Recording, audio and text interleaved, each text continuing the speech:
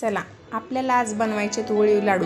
गौरी गणपती आलेले आहेत, मग त्यांच्यासाठी आपल्याला गोड पदार्थ म्हणून आज आपल्याला वळीव लाडू बनवायचे आहेत। गुळापासूनचे वळीव लाडू एकदम सोप्या पद्धतीचे आहेत, मी ते तुम्हाला आज दाखवणार आहे। तर वळीव लाडू बनवण्यासाठी गूळ घ्यायचा, त्याचा बारीक भुगा करायचा आणि 1 तास पाण्यात भिजत घालायचा।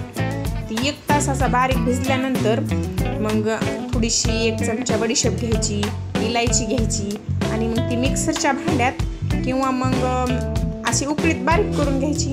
बारीक करून घेतली की मग गव्हाचं पीठ घ्यायचं आणि डाळीचं पीठ घ्यायचं। दोन्ही पीठ घेतले की ते दोन्ही पीठ असे चाळून घेतले की त्याच्यामध्ये ती आपण कुटलेली इलायची आणि बडीशेप टाकून द्यायची। टाकली की आता त्याला असा मऊपणा यावा म्हणून थोडंसं गरम तेल करून टाकायचं। टाकलं त्याच्यानंतर आता त्याच्यामध्ये ते आपण जे गुळाचा पाणी केलेलं आहे ना, त्याच पाण्यामध्ये हे तिंबायचे। ते पाणी हळूहळू टाकत टाकायचं आणि मग त्याला पूर्ण असं सगळं एकदम मिक्स झालं पाहिजे, असं ते मिक्स करून घ्यायचं। पूर्ण ते असं हलवत राहायचं आणि त्याला असं हळूहळू असं त्याला मिक्स करून घ्यायचं। आणि ते आपण जे टिपणार आहोत ना, ते फक्त त्या गुळाच्याच पाण्यात तिंबायचं, कारण मग त्याला असं गोड अशी चव लागली पाहिजे किंवा मग ते असं पूर्ण मिक्स झालं पाहिजे म्हणून ते गुळाच्या पाण्यामध्ये तिंबून घ्यायचं। आणि त्याचा असा निब्बर असा उंडा बनवायचा, असा मऊ करायचा नाही, असा थोडासा निब्बरच बनवायचा, कारण मग त्याचे आपल्याला लाडू वळता आले पाहिजे। मग त्या असा चांगला तिंबून घ्यायचा आणि एका कडेला ठेवायचा। असं तिंबून घेतला की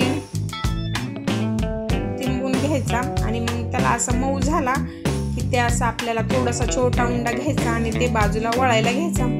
त्याला कसं असं आपल्या तळ हातानंच वळत राहायचं, जर बोटानं वळलं ना मग ते असे वेगळे वाकडे होते, म्हणून त्याला असं तळ हातानंच वळत राहायचं।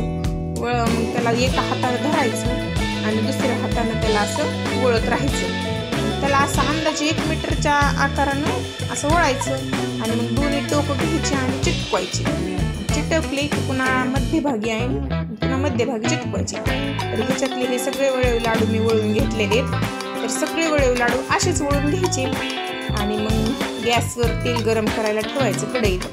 मग हे कसं तळताना असं एकदम कमी गॅसवरच तळायचं, जर फुल गॅस केला ना मग ते करपट वगैरे होतात आणि म्हणून तळत नाहीत, म्हणून ह्याला कमीच गॅसवर तळायचं। आणि मग जेवढे तेलात मावतील ना तेवढे त्या तेलात ते वळीव लाडू सोडून द्यायचे।